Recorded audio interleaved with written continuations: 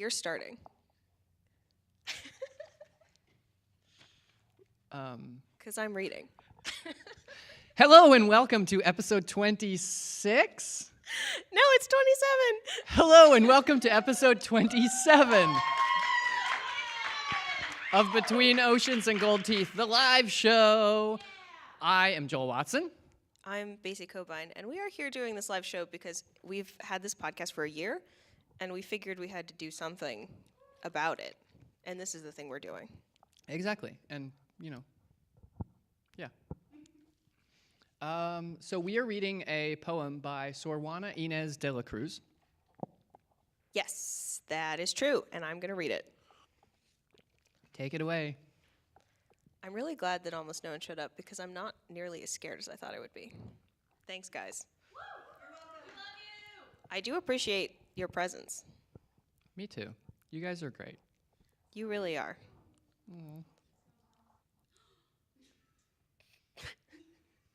We're recording this, Marilyn. It won't really be a big deal if we have to redo the intro at the end. That's fine. Read the poem. We might want to. Wait, which translation are you reading? The one on the front. Okay, we have so 3 different translations of this, 2 of which are in your programs. yeah, in your programs, the primary translation that we're reading, which was translated by Kaila and Willis Barnstone, is the first one we're reading. And then the second one was translated by someone else. There's a citation in there. Her name's on the front of one of these books, but it's far away from me. Okay, I'm going to stop beating around the bush, and I'm going to do this now.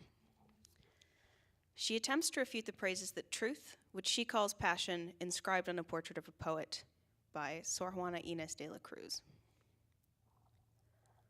What you see here is a colorful illusion, an art bragging of its beauty and skill, which in fake syllogisms of color will pervert the mind in delicate delusion. Here where the flatteries of paint engage, to vitiate the horrors of the years, where a softening of harsh time appears, to triumph over oblivion and age. All is vain, careful device of dress. It is a slender flower in the gale. It is a futile port for the doomed reserved. It is a foolish labor that can only fail. It is a wasting zeal, and well observed, is corpse, is dust, is shade, is nothingness. So Joel, what do you think of the poem? I had 2 original thoughts when I read this poem, and the first one is that it is incredibly opaque, and I have no idea what it meant. And the second is that I really like how poetic it is, reading it out loud. It's great. It does.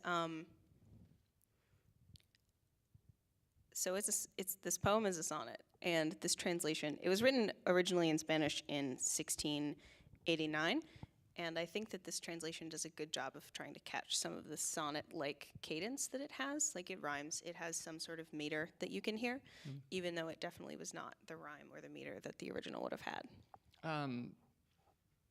So when you're writing a sonnet in a different language, is it the same rules as English? Yeah, so if you think back, Joel, to our first 2 episodes, which were both about sonnets. The Petrarchan sonnet? Yeah, this is an example of the Petrarchan sonnet. I don't remember his name. It was Francis or Francisco. Petrarch was Italian. And Sor Juana lived in New Spain, Mexico. So Italians, basically any country that used to speak Spanish in colonial times, they wrote Petrarchan sonnets mostly, which were the meter was typically hendecasyllable, which is hard to replicate in English. What does that mean? I don't remember. Oh, wonderful. What stands out to you in this? What stands out to me? Yeah. Well, you said you didn't know what it was about. Yeah, it's, I do now because you and I touched on that very briefly, and the other translation is a lot more clear, I think. Yeah, it's too dark for you people out there to see it, but that's okay. I'm talking to you and you're not talking back, which is fine. Oh, really? Oh. That's good. Good. So which one is the one that they have? We have 3 different They translations. have the first 2 that we have. The first 2. And then we Okay. have that third one, which is from a website. It's a little crunchy, which is why I didn't put it in there. And then the original Spanish, which none of us have actually. Yeah, so crunchy how? The translations the ones that we have go from like most opaque, comma, most poetic to most transparent, most closest to like a literal translation, just of the words, but they don't catch as much of the like poetry that would have been in the original Spanish. And we're using the one we're using because it has some images in it that aren't in the other ones, and I don't know if that's because the Barnstones were taking liberty with the poem, or if it's because the other ones just couldn't figure out how to finagle the images into the poem. Like in the last 6 lines, in some of the other translations, there are some of the same images, like of the slender flower in the gale, but the feudal port for the Doom Reserved doesn't show up really in anything else. And this translation, again, has rhyme and meter. And the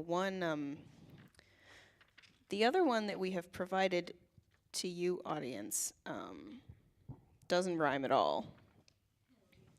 And the one that we have that you don't have, which is the most simple, it does rhyme. But in a different way than the original would have. We still haven't talked about what it's about. So I'll start because I know a lot less about what it's about than you do. Okay, that's a bold assumption. So the poem is about, is it a painting of her or somebody else? I don't know. I think that it could be about either. Okay. So there's a painting of potentially Sor Juana, but potentially not. And this poem is a response to the artist. Basically what she's saying is that the artist made the subject look younger than she actually is. And she's saying how wrong that is.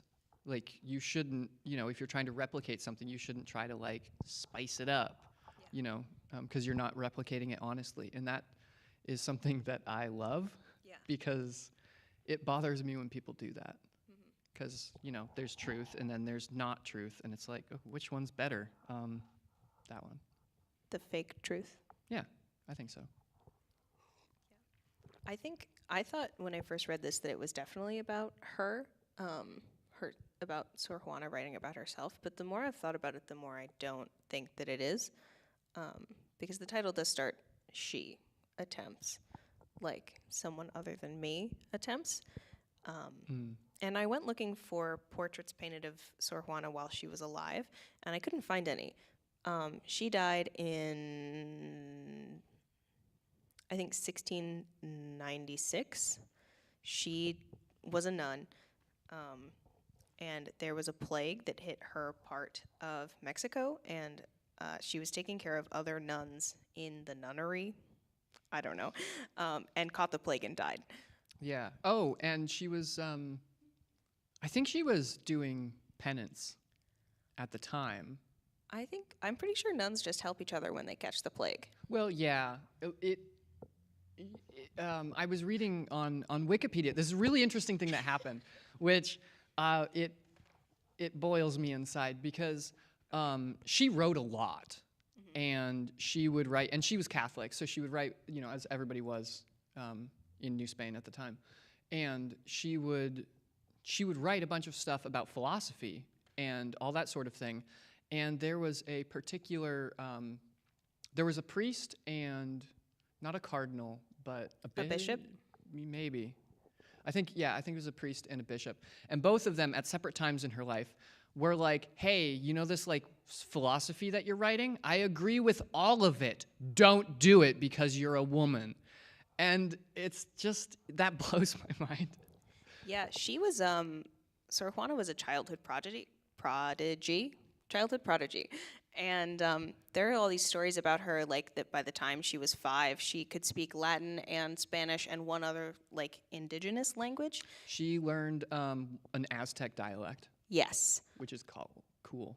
I don't know what that word It starts was. with an N. I don't know what it's called. We'll probably put it in the show notes with a link to the Wikipedia article, which is my favorite thing to do. And there's another story that at 13, she went in front of a panel of 40 intellectuals, and they asked her a bunch of questions, basically to test her intellectual merit. And apparently, she did a great job. Yeah, they were blown away. Yeah. And she had a couple of a viceroy and his wife went back to Spain, and they sent her money, they were her patrons, and they would publish as much of her writing as they could. Yeah, they published like 4 volumes of her work, and she was a lot more popular in Spain, the homeland, rather than the Spanish colonies in Mexico. That's really cool. I wonder why that was. I think it's because there was no one in the colonies who was willing to publish her work, even though a lot of the challenges she faced as a writer and a scientist came from Spain, the homeland, as well. Really? What do you mean? I don't know. I mean, like, I've read about it in the last couple months, and I think that she encountered, her work was confronted from many different parties. Like, it was very popular, but it was as popular as it was contested because of who she was and what she was doing. And I think the major, she wrote a couple poems that were responses to the people who had criticized her, and that's some of the work for which she is very famous. And I think one of those people, at least, was a major player in Catholic Spain, not the colony. I think that might have been the priest. There are a lot of Catholic priests. There were, and are. Yeah. Yeah. What did this conversation start with? How did we get to talking about her biography? We were talking about what the poem means. Oh, yeah. I can't find any paintings of her when she was alive, and I think we would still have them because she was a big deal when she was alive. Yeah. There's the most famous portrait of her is from 1751, and then there's another one from a couple years later that is her painted, but how they imagined her when she was 15, which I think is a little weird. It's a cute painting, but it's weird, I think, because she's long dead. Because that would have been 50 or 60 years after her death. At least. Yeah. More like 100. Wait, when was the second one painted? Oh, I don't know. Oh, because the first one was 50? If she died in 1696. That's right. I keep thinking she died in 69. Just because I can't numbers. Same. TBH. 96 and 69, if you flip them, that's just That's true. But then if you flip them, you have to flip the 1 and the 6. And so then you have,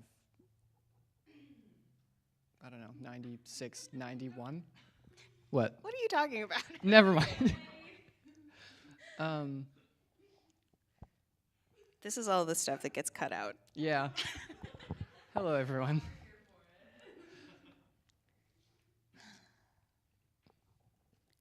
Okay, so we're talking about this poem is about. Yes. It's about... that is basically what it's about. It's about distorting the truth. It's about the folly of painting things that aren't true, especially when time is concerned. Yeah, which is actually fascinating. There's this thing. So she says, pervert the mind in delicate delusion, here where the flatteries of paint engage to vitiate the horrors of the years. She uses the word vitiate and horrors in the same sentence. Vitiate means to impair the quality of and make faulty or spoil, which is interesting because that means she's saying this kind of painting spoils the horrors of the years, as if the horrors are meant to be kept. She's specifically saying, this is a negative thing, aging, but you need to acknowledge it. Yeah. It's not so much the, nowadays you hear a lot of, everybody's beautiful because they are, but this acknowledges even the negative things are not actually negative. Well, yes, that's true. And I don't know, aging, I think, is pretty horrifying. I haven't really done too much of it myself, but you hear things, you lose your hair, which is especially bad if you are a woman. There are a couple of bald janitors where I work who are women, and it's really sad. That's not the point. Your bones hurt, your muscles hurt, you shrink, you lose your mental capacity. That's pretty horrifying. Yeah. But it is natural, and there are perks that come with age as well, which is why she basically writes the poem, because trying to erase age is a foolish labor that can only fail. Yeah. Why fail? Like, what is the painter trying to do?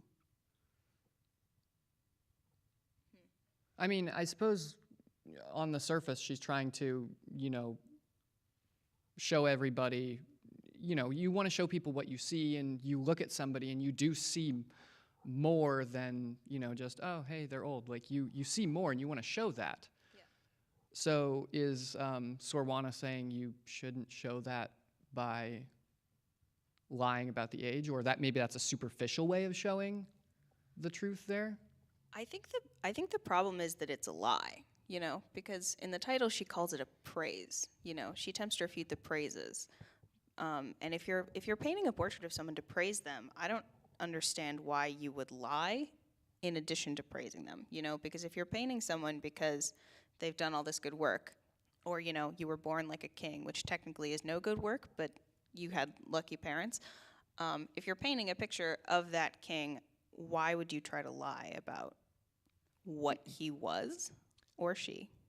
Well, if it's a portrait, like a contemporary portrait, there's plenty of evidence of people lying. Like, the ancient Egyptians would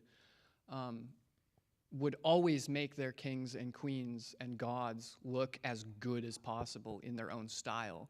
And there was actually a king, Akhenaten, who was like, no, we need to show everybody what we actually look like. So his statues actually show him like a little pudgy and short, whereas all the other kings look very, broad-chested and Yeah, but whatnot. Akhenaten also threw the Egyptian religion into turmoil and was not treated well after his death. No, not really. Not really a popular policy guy in ancient Egypt. But that's what I Akhenaten. mean. He was the one who was telling the truth, and he got crapped on for it. Yeah, but we all know it's fake. Egyptians also had weird beliefs about the recorded image. Like, they're painted in the shapes that they are because they believed if you left off a part of the body in the paintings that you would lose it in the afterlife. I did not know that. That's why you can always see all their limbs and stuff. Oh, that's fascinating. It's pretty cool. That is really cool. I need to read about that. But we know it's not true, Yeah. But if somebody commissions you to paint a painting of them and they have, some unsightly feature, then if you put that in there, they might, because, when we see ourselves, most of us have like a skewed image of who we are, even when we're looking at ourselves. Mm-hmm. And so if you put that in there, they might think that you're caricaturizing them and making it worse, even if you are showing the exact thing. Mm-hmm. Like, many people don't like photographs of themselves, which is pretty close to what you actually look like. Mm-hmm. So I think people expect, like, a painting to make them look better. I guess. Then what's the point in arguing the point at all? What's the point of writing the poem if we all just want to look better all the time? Because I think she's saying that it's wrong. Whether we all expect it or not, we all expect plenty of things that are probably, best left in the past. But, somebody has to stand there and say, guys, we need to look at this again. I guess so. Do they? What? Have to. I think so. I guess, maybe. If you, we can't look at everything wrong in the world and be like, okay, I'm not gonna live life unless all of this changes. But everybody picks their battles and they're like, okay, I don't like this, but I'm gonna work with it. This, however, has to change. Mm-hmm. That's how society moves forward, is that we, you know, we see things that are bad, and in the past they were like, no big deal, but now we're like, no, that's a big deal. We're gonna have to change that now. But it takes, you know, like a poet Yeah. to start that. I mean, she was really a feminist. And I wonder if part of the reason she feels so strongly about this is because if you're this portrait of someone who I think is probably being painted because they're important, not because they're beautiful, because the painting makes them more beautiful than they were. I wonder if focusing on how physically attractive the person is negating their importance. You know, if the point is to commemorate something they did, and the painter is focusing on how unattractive they are in real life by correcting it, if she's upset because it's undercutting the message of what they did that was important. So the portrait might not be of Sor Juana. I don't think that it is. Is it gendered in anywhere in here? No, I don't think so. I mean, I can't read the original Spanish, but none of the poems really gender it except the title. It's that she is attempting to refute the praises that truth inscribed on the portrait of a poet. I guess since it is the portrait of a poet, it might be Sor Juana. I don't know any other poets who she might have known. Yeah, but it does say she, and then it says a. Yeah. So not portrait of her. Just Yeah. a poet. Well, if we go with the convention that she, not I, it could be a poet, you know, but it's me. Does that make sense? I think so. But the other titles aren't as referential. Like another one is in which she attempts to refute the praises of a portrait of the poet, signed by the truth, which she calls passion. And then she tries to refute the praises inscribed on her portrait by truth, which she calls passion. Oh, okay. So that brings us back to the point that I was going to make about, you said that it takes away, if you make them more attractive or whatever, then it takes away from what it is. But if she's living in an incredibly male-centric society, Yeah. so my assumption would be that there's a disparageness between the way males were painted back then and women. Because, like, it might be more about the station and looking proud, but presenting them as they are, whereas there might be an expectation to make women look more attractive because in that society, that's what was expected of them. It could be. I would buy that. Yeah. Yeah. Yeah, I don't know. I don't know a whole lot about Baroque painting. No, I don't either. I didn't take art history. I don't know if I ever had an opportunity to take art history. I mean, college, but like you have the option to take whatever you want in college, which means you take very little. Right? Yeah. I had a thought about this, but I don't remember how it tied into what you were saying, so I'm just going to say it, which is that part of why Sor Juana decided to become a nun is because she was famously against the idea of getting married, not for everybody in general, but for herself personally. Oh, She joined, so first she attempted to join a stricter sect of nuns, but they wouldn't let her pursue her intellectual things, so she left to become a different kind of nun, and so she became a nun because she wanted to study and she didn't want to get married. Yeah, the thing that I read on it did not say anything about her not wanting to get married. I've read a couple of things about it. But it did mention the fact that they did have a quote by her where she said she didn't want to have any sort of regular job that would impair her ability to study. And she actually was not allowed to even read when she was younger, even though she did. She is allegedly self-taught. Which is awesome. Yes. And she even asked her mom if she could dress up as a boy so that she could attend university, which she was not allowed to do. So she studied on her own more. Yeah. So she's incredible. She is really incredible. You said earlier, I don't remember if we were recording or not, but you asked me if Sor meant saint and it means sister. Her anglicized name is like Sister Agnes of the church, Sister Joan Agnes of the church, because she was her parents weren't married, so during that time, children without proper dads were called of the church. Really? Yeah.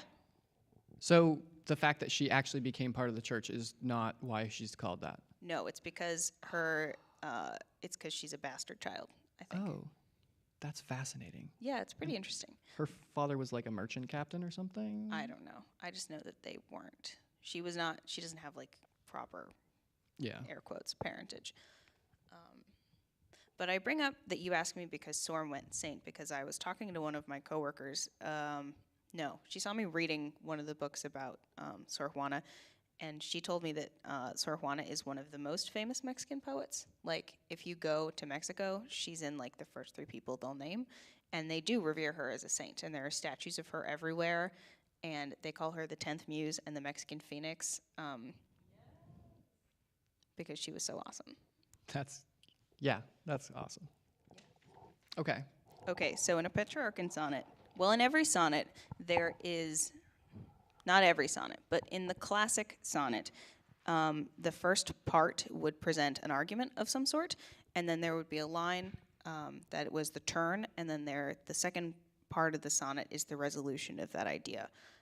And in Petrarchan sonnets, they are organized with an octave, which is 8 lines, and then either a sestet, which is 6 lines, or 2 tercets, which is, again, 2 sets of lines that are in 3s. That doesn't make sense. Do you know what I mean? Yes, you do. I've said all the right words. You just have to put them together in the right order. And typically, in a Petrarchan sonnet, the octave is the proposition, in which she says, this painting...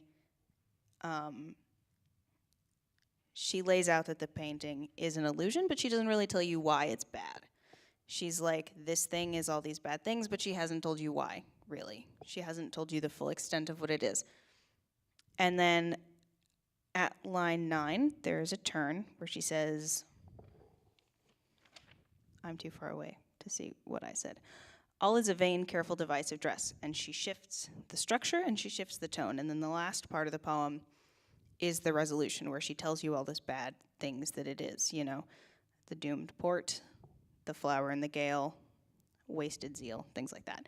So it's really like a great, like if you were taking Sonnets 101, which I guess we are today, I think this would be a much better example of like how to do that structure in a sonnet than like some of Shakespeare's sonnets are. Because, I don't know, in my education when I was presented with sonnets, it was always Shakespeare first and then everybody else. Yeah.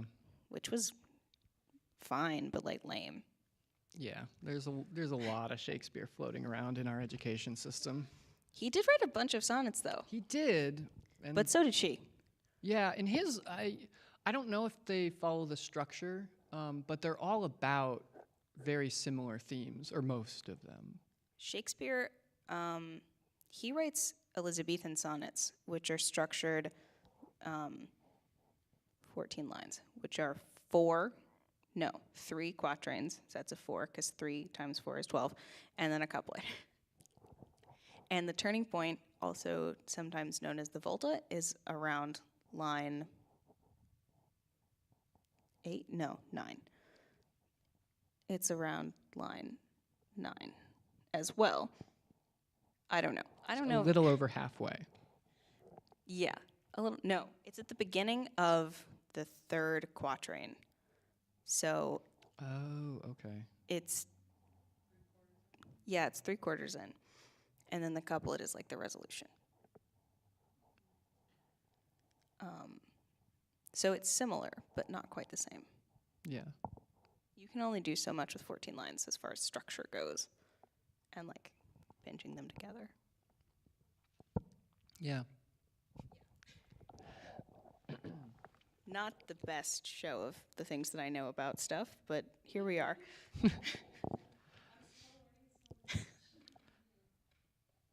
So you said this is... is this first translation putting it into an Elizabethan sonnet? Because it has 14 lines. All sonnets have 14 lines. Oh. No, it definitely follows the structure of a Petrarchan sonnet because this poem, the rhyme scheme, the translation we've been talking about, is A, B, B, A, C, D, D, C, E, F, G, F, G, E. So there is a distinct separation between the first 8 lines and the second and the last 6. Is the rhyme scheme important to the structure of the sonnet? It is in the original because the original in Elizabethan sonnets, the rhyme scheme is like A, B, C, D, C, D, E, F, G, G. And in Petrarchan sonnets, is typically something like this. Like this is the rhyme scheme of the original Spanish. A, B, B, A, B, B, A, C, A, C, A, C. Which is different. Yeah. And I find it fascinating that here, the turn, which is line 9, is E, and the only thing that rhymes with is the very last line, which is the resolution. Dress, nothingness. Yeah. Yeah. I mean, it's what ties the last 6 lines together, is that difference of the rhyme scheme. And that's what signifies the change as well, I think, in the original. Not quite, but it's 2 A's in a row, which you only get once before when the octave is broken up before. Gotcha. Oh, that's cool. Yeah. And also her last line is an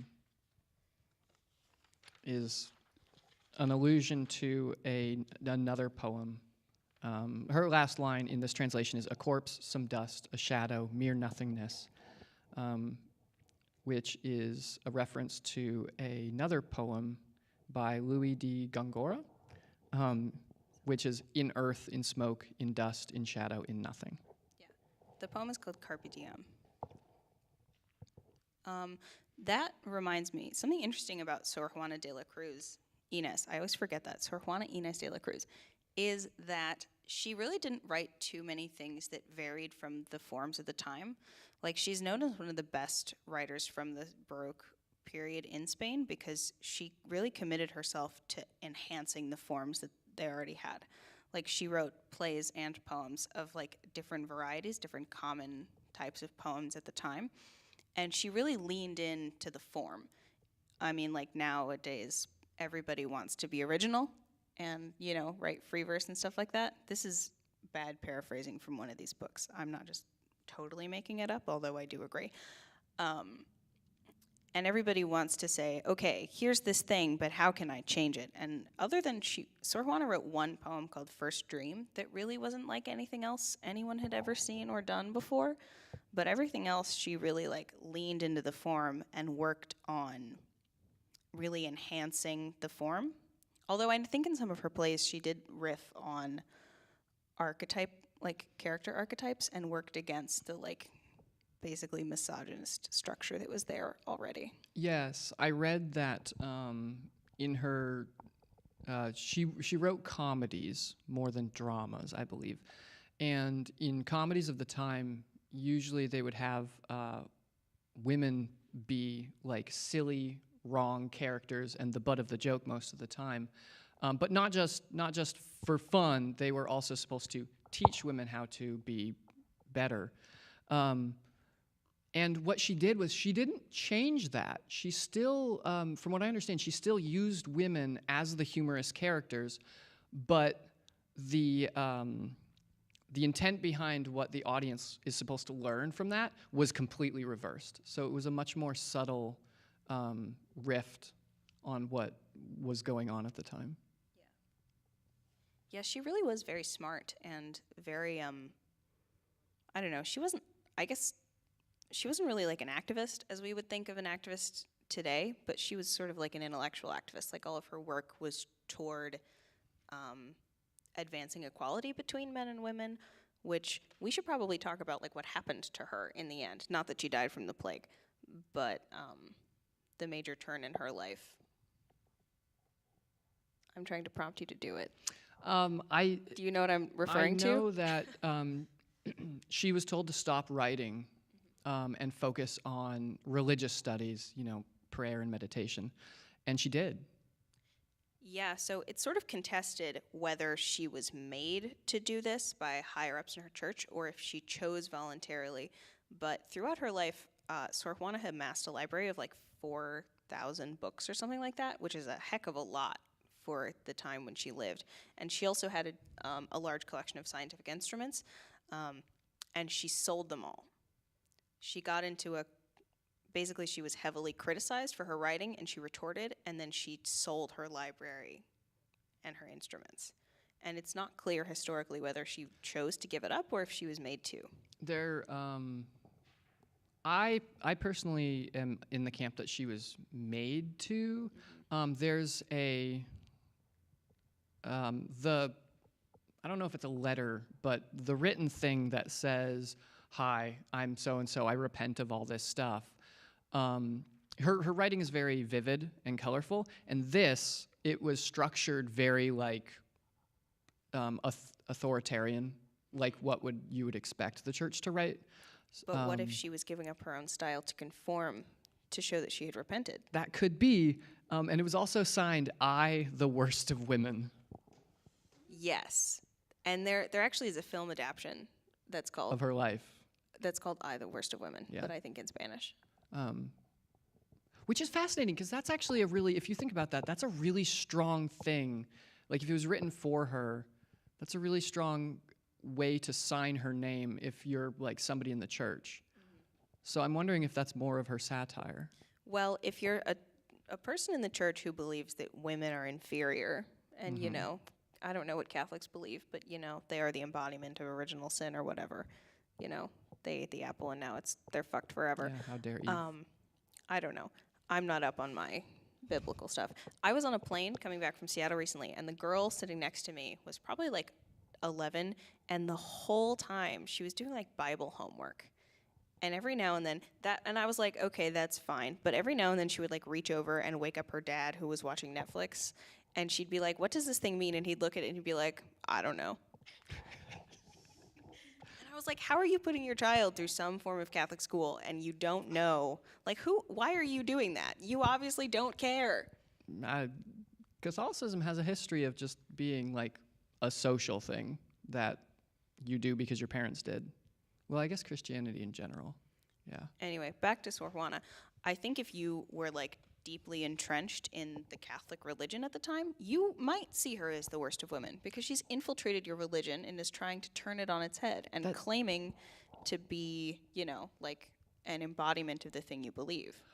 See, the thing, I don't disagree with you, but her critics agreed with her. Like, they were like, yeah, this stuff that she's saying, like, there was even another priest who had a homily, and she was like, oh, this homily is wrong because of this and this and this. And her critic was like, oh, yeah, she's right. I agree with this stuff she's saying about that other priest. She just can't say it. Yeah. Which, I don't understand that, but anyway. I don't know. I mean, but if she did actually write it, calling herself the worst of women is kind of like a funny joke, because she's definitely not. It is kind of a funny joke. Especially, at least I think that's the way everybody has taken it now. Whether it meant that in the beginning, everybody looks at it as a sort of like, yeah. What if she's the worst of women because she's trying to fit herself into a sphere that wasn't traditionally hers? Oh, worst in a sort of like she's the worst of women. I'm just because bad at it. She really displays what were at the time more male characteristics. Yeah. Because she was studied in science and music. She also played music. Yeah, she was, this might not be true, but I'm pretty sure she was one of the people who came up with like the system we use now for writing music so that it makes sense. No, it's instrument tuning. She came up with a way to tune instruments so that it's not shitty. Wait. She was one of the first people to do that. I don't remember where I read that. Oh, but that would be so cool if it's true. I'll have to dig that up. I have a lot of places to look. It also could be on her Wikipedia page, like down at the bottom. Did you read all the way to the bottom? I read the whole Wikipedia page. Okay, not I on don't the Wikipedia remember page. that. No. I also looked at some like websites from the mid-2000s about her, so it could be on one of those too. Yeah, probably. What else do we have to say about this? It's been almost an hour, so we should probably let these poor people go. I will say, I say this like half the time. I want to read a lot more of her work. Oh, it's good. Really? Yeah. That's exciting. Apparently most of her work, not just poetry, but like written prose and all that, does not exist. Like most of her stuff is lost, even though we have so much of it now. Yeah. I read I on the plane back from Seattle, in between watching this girl do her homework, I read the biography of this Chinese poet from the 1700s named Li Bai. And the author of the book kept saying, so much of his work is lost, we have about 1,000 of his poems. Whoa. And I was like, that is so many for a majority of his work to be lost. That is, yeah. Are they the small Chinese poems? I can't remember what those are called. There are a bunch of different things that they're Forms. called. It depends. Apparently Li Bai wrote poems as just like everywhere he went to everyone he met, basically. Oh. So I guess it makes sense how you could lose a bunch of them and still have 1,000. But he wrote in various lengths and forms. Okay, that's really cool. I wonder if all of her poetry went with her books. Yeah. Gone. I wonder if that included I don't know if she kept journals, but so she was not supposed to be able to read and write. I'm pretty sure nuns have to be able to read and write because, the Bible, right? Okay, potentially. But they're probably not supposed to think too hard about it. Yeah, I guess I was thinking about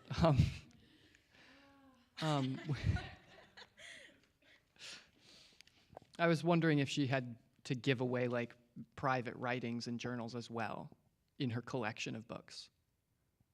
I don't know.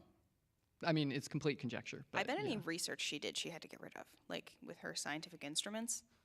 That would be awful. Because I don't know. I haven't, obviously read terribly extensively about her, but I haven't really seen much about the science that she did.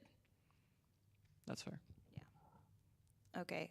I think we should close with the poem. Okay, I would like to read the second translation.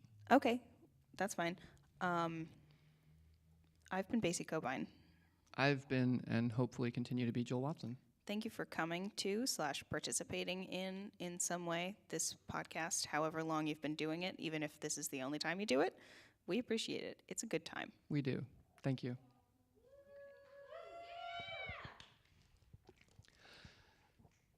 In which she attempts to refute the praises of a portrait of the poet signed by truth, which she calls passion.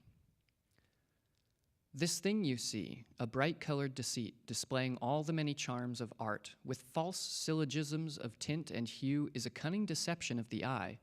This thing in which sheer flattery has tried to evade the stark horrors of the years, and, vanquishing the cruelties of time, to triumph over age and oblivion, is vanity, contrivance, artifice, a delicate blossom stranded in the wind, a failed defense against our common fate, a fruitless enterprise, a great mistake, a decrepit frenzy, and, rightly viewed, a corpse, some dust, a shadow, mere nothingness.